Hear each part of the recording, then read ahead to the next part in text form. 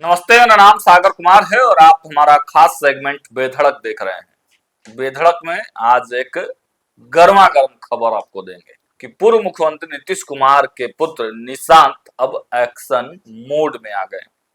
उन्होंने पीएमसीएच के प्राचार्य पर सीधी कार्रवाई की और प्राचार्य को भेज दिया बेतिया, लेकिन प्राचार्य भी मानने को तैयार नहीं है।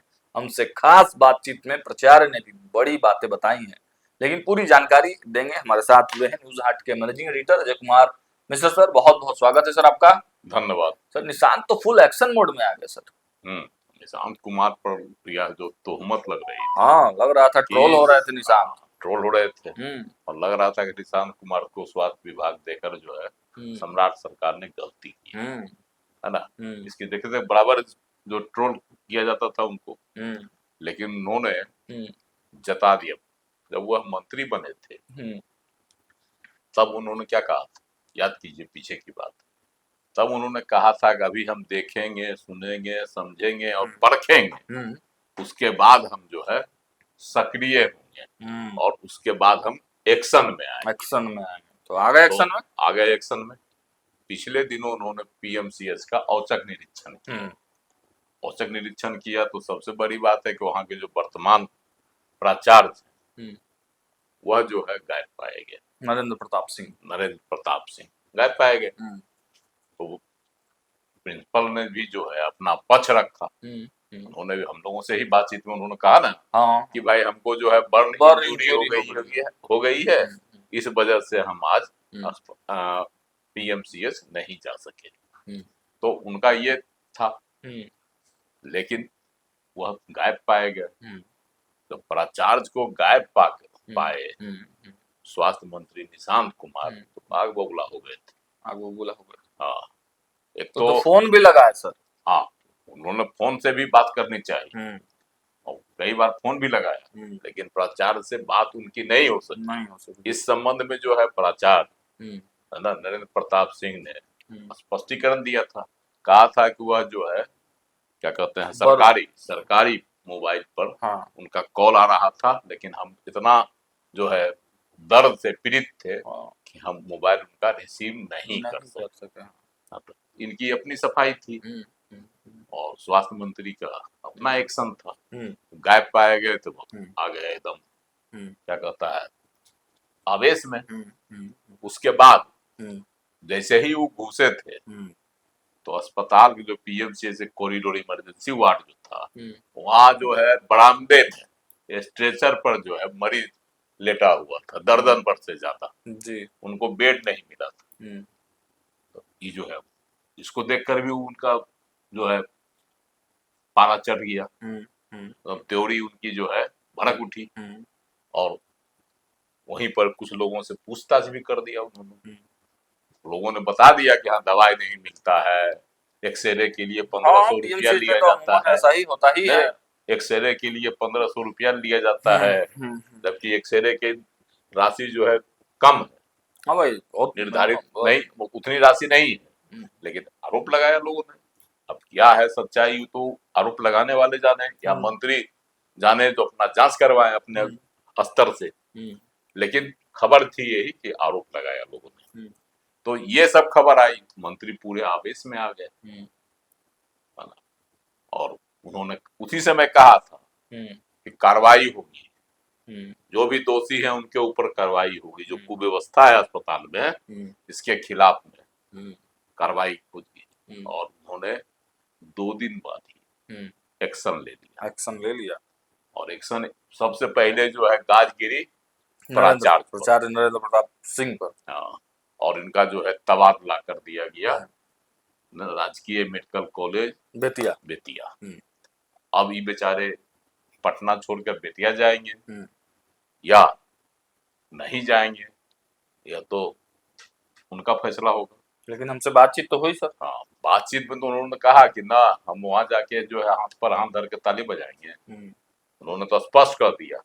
इसका मतलब है बेतिया मेडिकल कॉलेज में जो है जब प्राचार्य कह रहे हैं कि कोई कामे नहीं है, हाथ पर हाथ धर के ताली बजाएंगे, इसका मतलब बेतिया मेडिकल कॉलेज जो है कहीं ना कहीं उनके बातचीत से तो यही लगा और उन्होंने स्वीकार भी किया कि वो इस्तीफा देंगे। नहीं, वहां के बारे में भी उन्होंने कहा कि वहां जाके हम क्या करेंगे, हाथ पर हाथ धर के ताली बजाएंगे।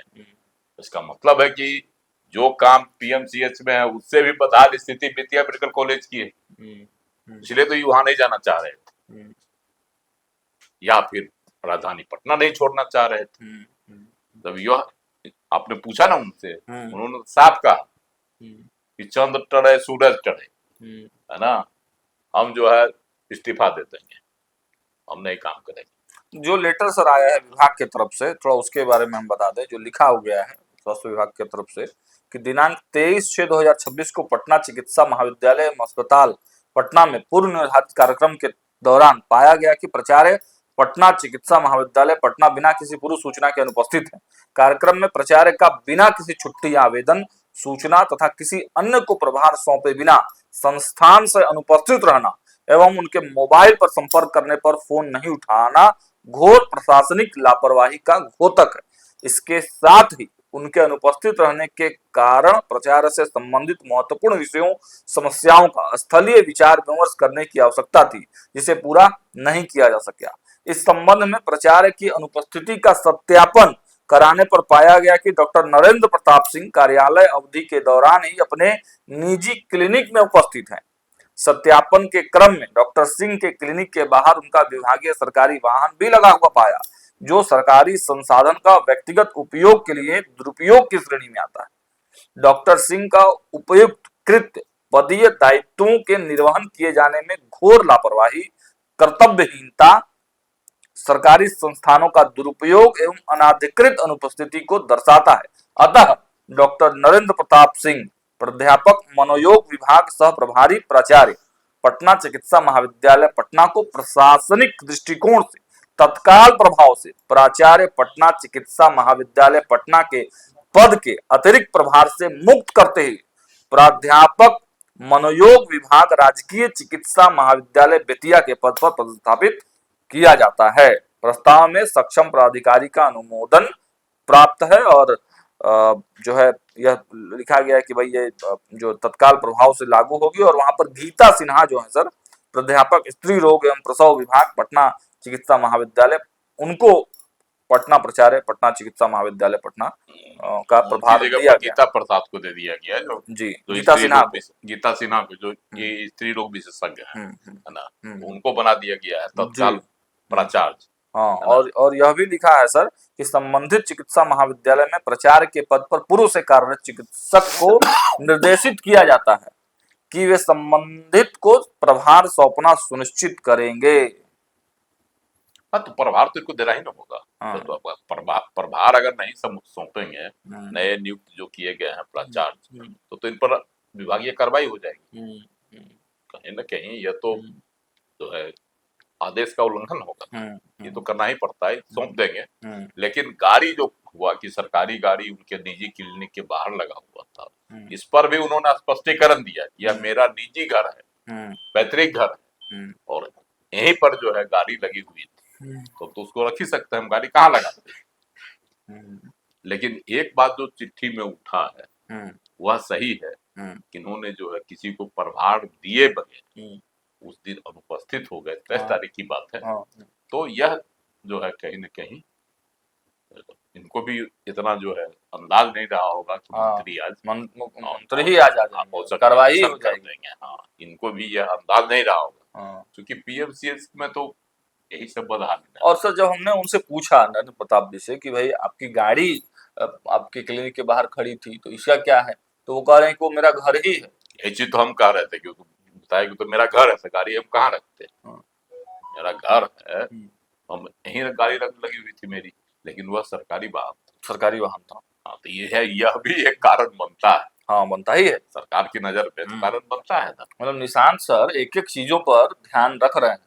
हाँ, देखिए निशांत को लोग जो समझ रहा था वैसे नहीं है। तो ये देखिए पहली बार वो राजनीति में आए, राजनीति में आने के कुछ ही दिनों बाद मंत्री बना दिए गए। मंत्री भी दे दी गई कौन, और मंत्री का जो विभाग है वह भी दे दिया गया ऐसा जो सबसे जटिल और सबसे पेचीदा विभाग है, जहां रात दिन जो है समस्या उत्पन्न होती है और उसका समाधान भी तुरंत करना पड़ता है, क्योंकि वह जनता से सीधा कनेक्ट विभाग है, स्वास्थ्य से संबंधित मामला है ना, इसलिए वो इस विभाग में जो है औचक निरीक्षण करेंगे। जिस तरह से शुरुआत की गई, अगर पूरे राज्य में घूमेंगे तो हर एक अस्पतालों में इसी तरह की लापरवाही और बदहाली पाई जाएगी।